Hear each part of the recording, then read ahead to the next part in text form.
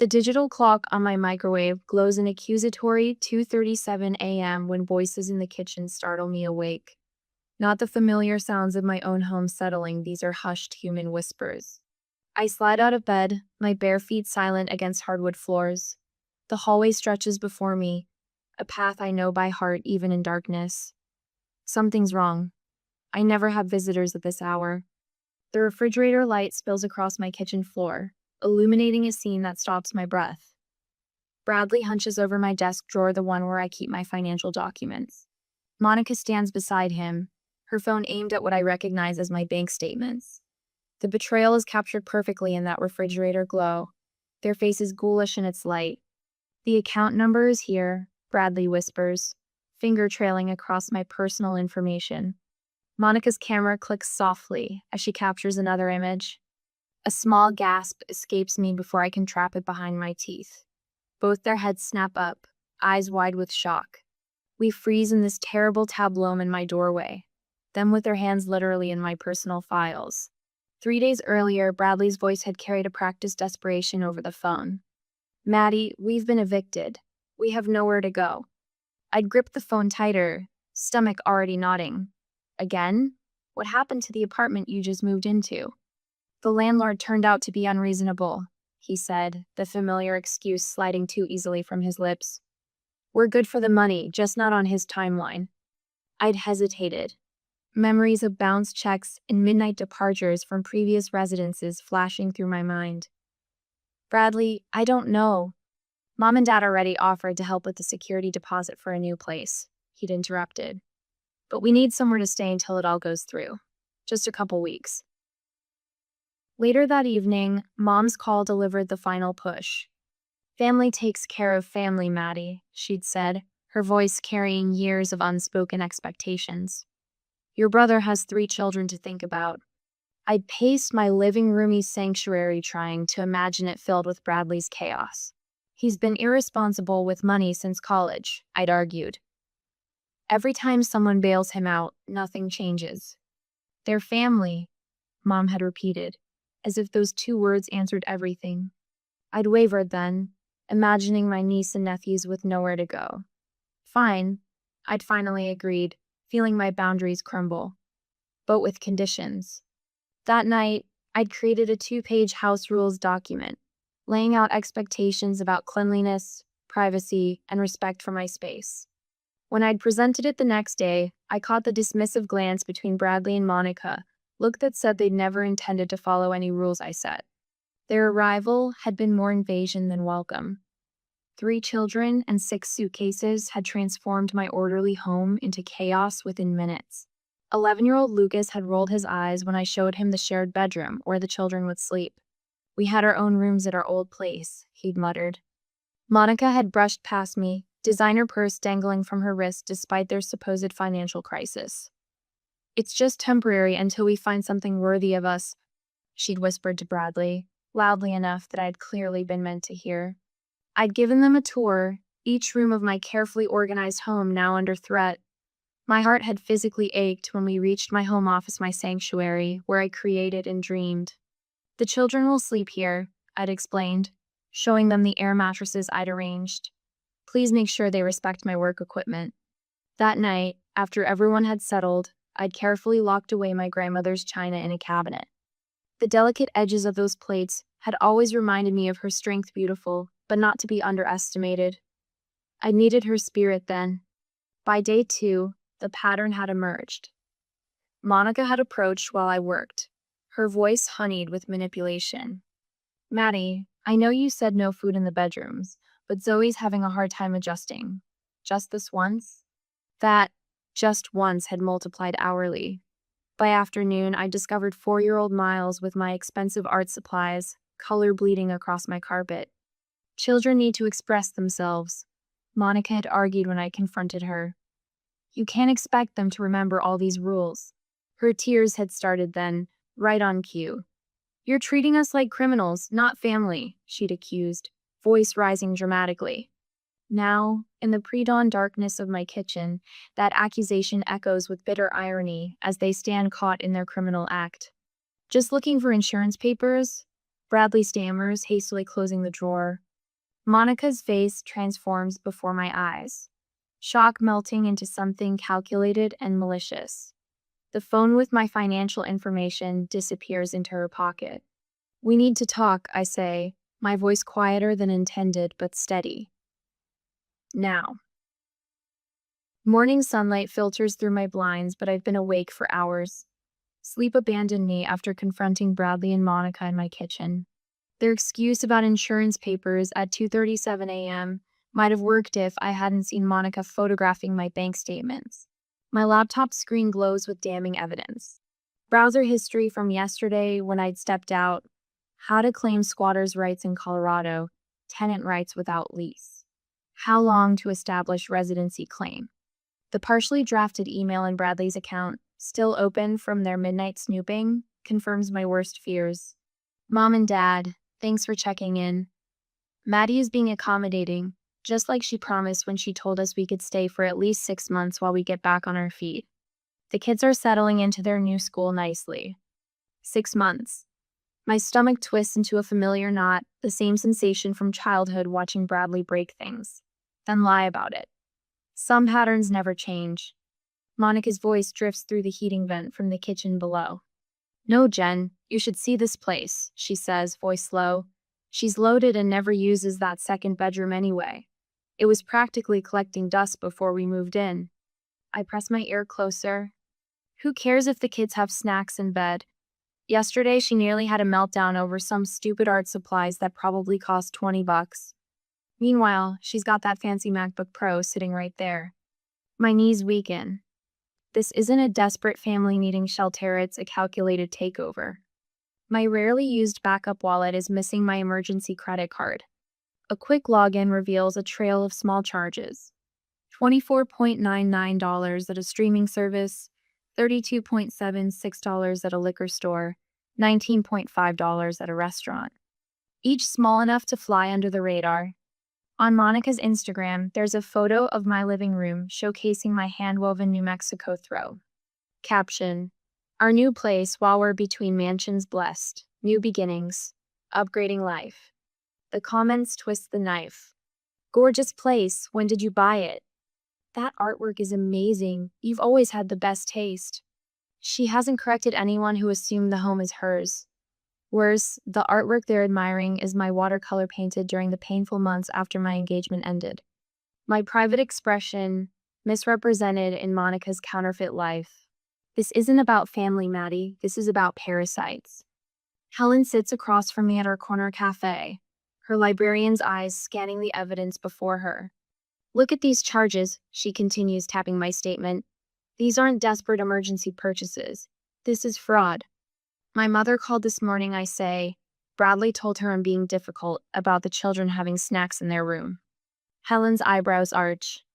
Classic manipulation, make you the villain for enforcing basic respect in your own home. Mr. Jacobson mentioned seeing Bradley's car parked on our street several times in the weeks before they officially moved in. Said he was doing reconnaissance. They were planning this, Maddie. This wasn't a desperate call for help. This was a targeted operation. My phone buzzes. Noticed you seem distracted in meetings. Everything okay? Have extra office space if you need quiet work environment. First offer of sanctuary from the outside world.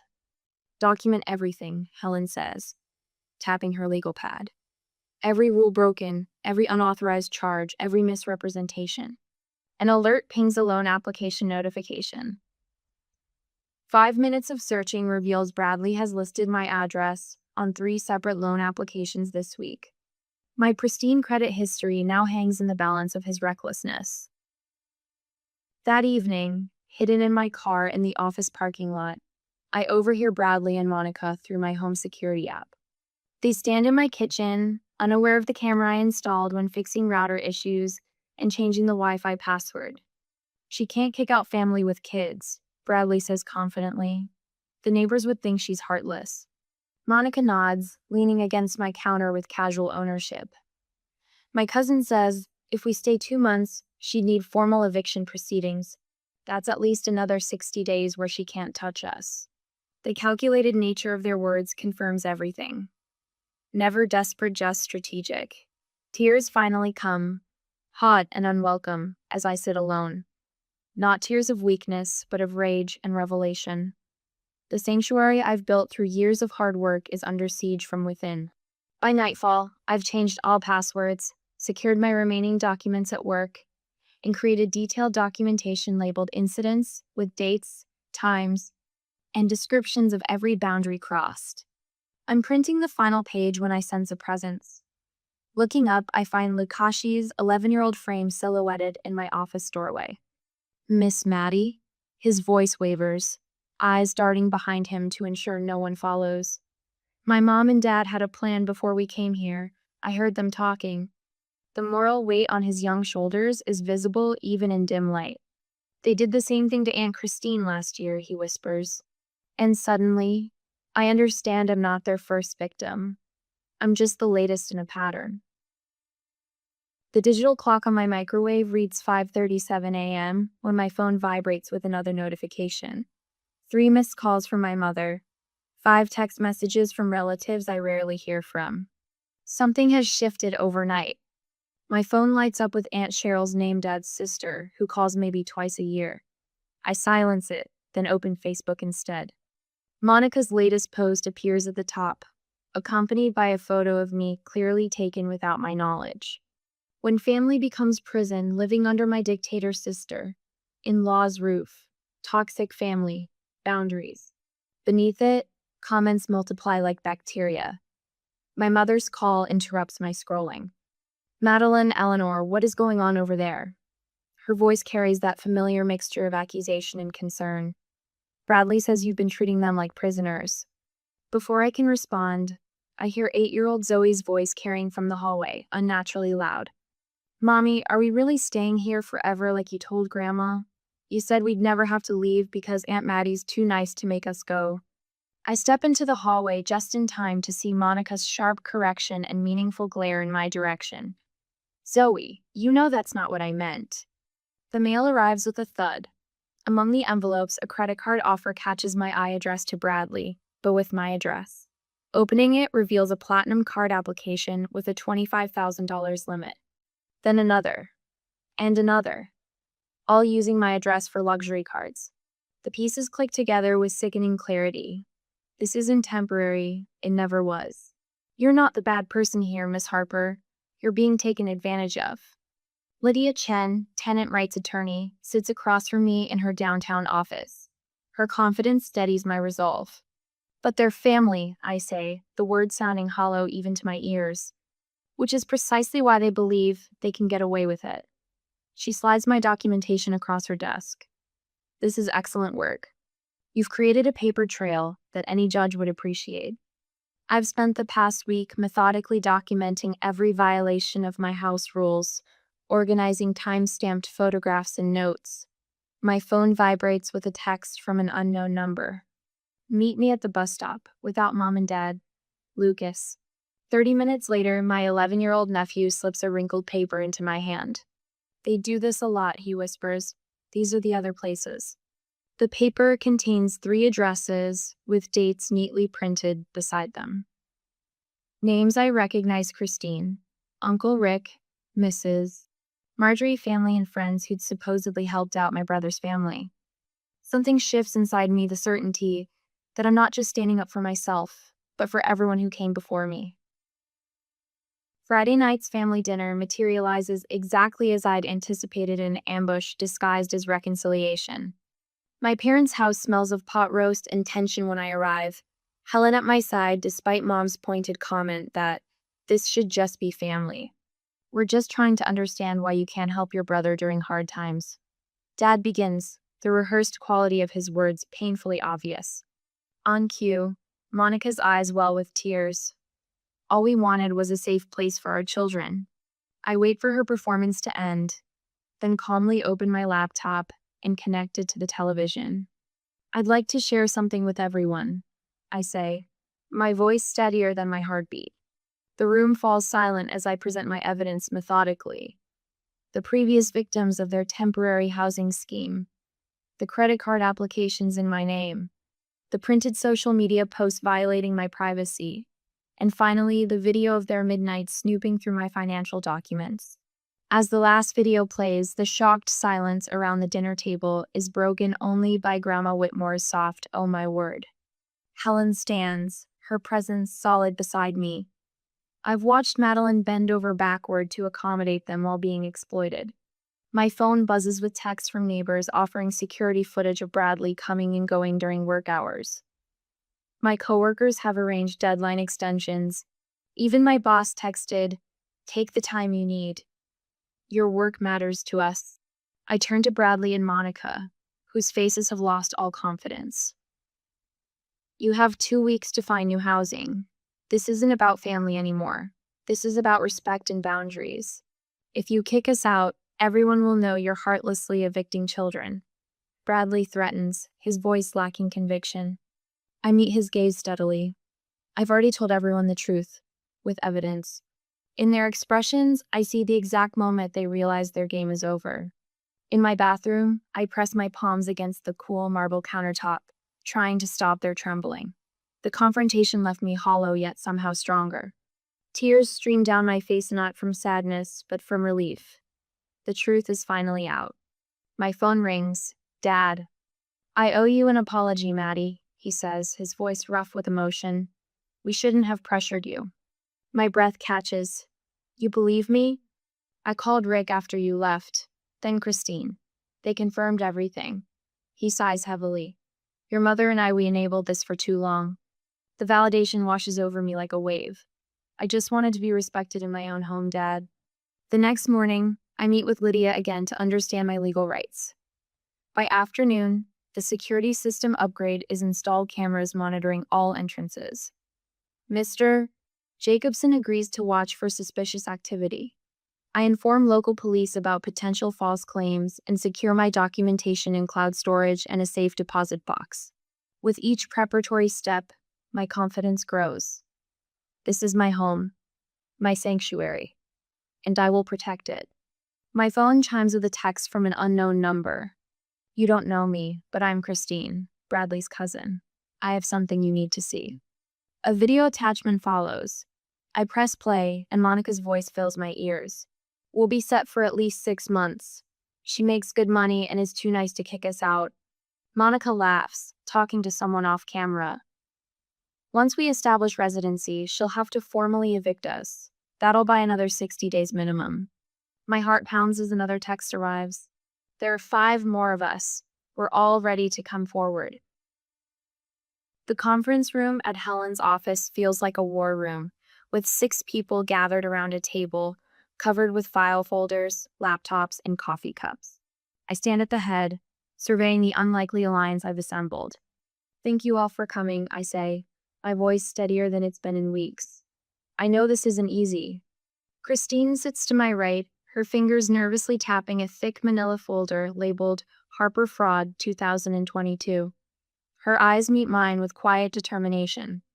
"2 years ago, I thought I was helping family through a rough patch," she says, opening her folder to reveal meticulously organized documentation. 3 months turned into 7. By the time they left, they'd opened 3 credit cards using my address. Cousin Rick pushes forward a credit report with highlighted sections. They used my address for a furniture rental agreement. When they disappeared without paying, the collection agency came after me. Marjorie, my mother's friend from church, adds, 9 months they stayed with me. When I finally insisted they leave, Monica told everyone at church I was throwing children onto the street. I study our timeline on Helen's whiteboard. 4 years, 6 victims, a systematically executed pattern. "We're going to make sure they can't do this to anyone else," I say, distributing copies of the cease and desist letter my attorney prepared. My phone buzzes at 11:42 a.m. Security camera notification. I tap the app to see Bradley's car in my driveway, though he's supposed to be job hunting. The front door opens, and Bradley emerges with my grandmother's silverware chest.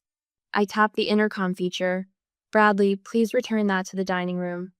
On screen, he freezes, then glances frantically around for the camera. The silverware chest goes back inside. 20 minutes later, he leaves empty-handed. 3 hours later, a group text arrives from my mother. "Emergency family meeting tonight. Bradley and Monica need our support. Dad and I are hosting dinner at 6. By 4 p.m., My parents call. Nobody's coming, Mom said, confused. Even Aunt Dorothy declined. I hear my father in the background. Did you tell them Bradley and Monica would be there? My niece doesn't speak of the abuse she suffers living with my controlling sister. Monica's Facebook post appears at 2 a.m., complete with a photo of 8-year-old Zoe looking tearful. By 8 a.m., the comments section explodes. Interesting how you've forgotten your temporary stay with us 2 years ago, Christine writes, including the credit cards you opened in our names. The Wilsons have doorbell camera footage of your husband removing items from Madeline's home while she's at work, posts my neighbor. Bradley's former employer chimes in. Now I understand why company property went missing during his employment. By noon, Monica has deleted the post, but screenshots have already circulated. The local parents group has removed her after 3 previous victims shared their experiences. My kitchen fills with the aroma of lasagna I didn't cook. Helen organizes a rotation of friends delivering meals during this final week before the moving deadline. Mr. Jacobson waves from his driveway as he adjusts his security camera. Just upgrading my system, he calls over cheerfully. Happens to cover your front yard now, fancy that. At work, my team silently absorbs pieces of my project load. The message is clear across every front. Madeline is not standing alone. From my bedroom window, I watch Bradley and Monica's frantic midnight packing. Their voices carry through the open garage door. I've called 17 places today, Bradley snaps at Monica. Nobody will take us with our rental history. I told you we shouldn't have skipped out on the Westview place. Mom said we could stay with them for 2 weeks, max, he adds, struggling with an overfilled suitcase. I thought this was supposed to be a vacation, 11-year-old Lucas says, confusion plain on his face. Why did you tell Grandma we would be staying for months? Monica snaps, just pack your things. The next morning, I notice the fresh hole in my hallway baseboard. Miles stands nearby, looking nervous. Mommy said to tell you I did it, he whispers. I take photographs of every damaged area, documenting what I know is their final attempt at revenge. My phone rings at dawn. It's Bradley. We need another week, he says, his voice lacking its usual confidence. The deadline stands, I reply. Look, we've made some bad decisions, he admits. The first honest words I've heard from him in years. His voice cracks. We've got nowhere to go. Monica takes the phone. Her tears sound genuine for once. We never meant for things to go this far, she says. Yet you did this to 6 different families, I respond quietly. Hours later, after they finally gone, I find a small envelope on my desk. Inside is a child's thank you note and Lucas's careful handwriting. You were nice even when my parents weren't. Beneath it lies a USB drive labeled, What They Say When You're Not Home. My hands tremble as I plug it into my computer. The screen fills with shaky footage shot by Lucas on Monica's phone. My brother and his wife sit at my kitchen table, heads bent together. It's foolproof, Bradley says, grinning. Once we're here 60 days, she can't just kick us out. Monica laughs, the sound chilling in its calculation. By the time we're done, she'll be bankrupt, but we'll be set up nicely. I stare at their frozen faces on my screen, wondering, would using evidence recorded by a child against his own parents make me as manipulative as they are? Or would protecting Lucas from the consequences of exposing his family's wrongdoing make me complicit in their patterns?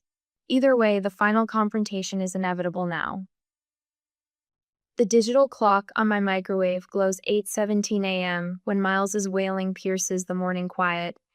Not the familiar sounds of a child's tantrum, this is theatrical distress with perfect timing. I slide into the hallway as Monica emerges from the children's room, her face a mask of maternal concern that doesn't quite reach her eyes. It's Miles, she announces, thermometer clutched in her hand like a prop. He's burning up. We can't possibly move him today. Bradley appears behind her, moving boxes temporarily abandoned. 104.2 degrees, he says solemnly. We should probably stay until he's better. The calculated performance unfolds with rehearsed precision. Monica pressing a damp cloth dramatically to Miles's forehead. Prescription bottles arranged prominently on the nightstand. The child's face flushed, from what I suspect is vigorous rubbing rather than fever. That's concerning, I say, my voice steady as lake water on a windless day. I've called Dr. Richards to come check on him right away. She should be here in 20 minutes. The blood drains from Monica's face so quickly, I almost hear it rush. She exchanges a panicked glance with Bradley. A doctor? She stammers. That's not necessary. I'm sure it's just a 24-hour bug. Within 15 minutes, Miles experiences a miraculous recovery. By the time the moving truck arrives, he's carrying his own backpack to the car. All traces of illness evaporated like morning dew under summer sun. Bradley blocks the doorway as I supervise their final departure, his body language shifting from defeated to threatening. You should know, he says, voice lowered to what he imagines as intimidation. We could sue you for emotional distress and unsafe living conditions. Monica stands beside him, phone raised to capture my reaction. The children were exposed to cleaning chemicals.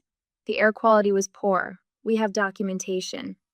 Plus, Bradley adds, we'll need $2,000 for moving expenses if you want us to leave peacefully today. The thinly veiled extortion hangs between us like cigarette smoke, toxic and transparent. I say nothing, my gaze steady on Bradley's face until he shifts his weight, confidence faltering against my refusal to engage. Before you continue, I finally say, there's something you should see. I open my laptop on the entry table, screen illuminating with Lucas's compiled recordings. The second monitor displays a video conference, where 5 faces wait in patient silence: Christine, Rick, Marjorie, and the others. What is this? Bradley whispers, the blood draining from his face. This isn't just about me anymore, I say as Monica's phone drops to her side. I gesture to the dining room table where labeled folders stand in perfect alignment. You have 3 options. 1. Leave peacefully today with a signed agreement never to return. 2. Face legal action from all victims collectively. I gesture to the screens. Or 3. Have these recordings shared with your employers, family, and housing authorities. On the video call, my attorney nods silently. Through the window, Officer Martinez, coincidentally, chats with Mr. Jacobson across the street, his patrol car visible from our doorway. Financial damages calculated from each household. I say, opening the first folder. The timeline showing your pattern across 4 years. Credit checks revealing accounts opened in our names. I slide each meticulously documented folder forward. Property damage totaling $7,432 across 6 households. I place printouts of Monica's social media posts before her, and your own words about each of us. Bradley collapses onto a moving box, head in hands. We never meant for it to go this far. Yet, you did this to 6 different families, I reply. The agreement on top includes a repayment schedule of $200 monthly until the $7,432 is paid in full. Bradley signs without reading, his signature a defeated scrawl. Monica sits at my computer, deleting social media posts one by one, as Christine counts aloud from the screen. The January post about Madeline's generosity, the February claim about our new place, the GoFundMe, using Rick's address. When she finishes, Monica places my garage door opener and house keys on the table with a hollow thunk. The children watch from the doorway, witnessing adult consequences unfold. Lucas catches my gaze and offers a slight nod that carries more wisdom than a child his age should possess. Bradley and Monica move to separate vehicles, their unified front finally fractured. This is your fault, Monica hisses. You said no one would compare notes. You always took it too far, he retorts, slamming the car door. Mrs. Fleming waters her roses without looking up. The Martinez family pauses their car washing. Mr. Jacobson stands expressionless by his mailbox. The street witnesses their departure in silent judgment, as both vehicles pull away in opposite directions. In the sudden silence of my reclaimed home, I stand motionless until my phone vibrates against the table. Dad's name illuminates the screen. Maddie? His voice carries a familiar strain. They've shown up at our house now. What do we do? My hand remains steady as I sit at my desk. I'll email you the attorney's contact information. It's time they face consequences. As I send the information, a text notification appears from a number I don't recognize. Thank you for being brave. Lucas, Grandma's phone. The afternoon sun slants through windows that are mine alone again, illuminating dust motes that dance like tiny witnesses to the restoration of my sanctuary. Morning sunlight streams through my office windows, painting golden rectangles across the hardwood floor. 6 months since the confrontation, and I still sometimes pause to savor the silence. My sanctuary, restored. The pothos plant that nearly died during Bradley and Monica's invasion now cascades from its macrame hanger, leaves glossy and vibrant. On my monitor, the healthcare app design that earned me this quarter's Innovation Award displays in vivid color. My work had suffered during those weeks of chaos, but like this space, I've reclaimed my creative rhythm. Steam rises from grandmother's bone china teacup, no longer hidden away in locked cabinets. I run my finger along its delicate rim, remembering how I'd once feared it would become another casualty of their carelessness. My journal lies open beside my keyboard. Today's entry reads, "Boundaries aren't walls, they're foundations. Words I've come to live by." The doorbell chimes, the sound no longer filling me with dread. I move through my home with unhurried confidence, bare feet silent against the hardwood just as they were that night 6 months ago. But everything else has changed. My parents stand on the porch, Mom clutching her Apple Pure family's traditional peace offering since I was a child. Dad shifts from one foot to the other, his discomfort visible despite months of family therapy. "Come in," I say, the welcome both warm and clear, boundaried. Such a contrast to the invasion 6 months before. Now they enter by invitation, not expectation. We settle in the living room, where once Lucas had sprawled defiantly across my sofa, snacks grinding into cushions while Monica looked on indifferently. Bradley's financial counseling seems to be helping, Mom says, her hands fidgeting with her napkin. The divorce papers are finalized. Dad nods. The children are doing better with us 3 days a week. Structure makes a difference. We should have supported your boundaries years ago, Maddie, Mom adds, tears gathering. I was so afraid of saying no to them that I forced you to do it instead. I reach for her hand, feeling the genuine remorse in her trembling fingers. The family therapy sessions have been grueling, but necessary. Excavating decades of dysfunctional patterns doesn't happen painlessly. Friday evening brings a different gathering to my home. Helen raises her wine glass in the kitchen where I once caught Bradley rifling through my financial documents. To Madeline, she announces, who taught us all about courage. Christine, whose spare bedroom had been Bradley and Monica's target before mine clinks glasses with Mr. Jacobson, who presents his signature lemon bars for the neighbor who restored peace to our street. Laughter fills my home now, comfortable and genuine.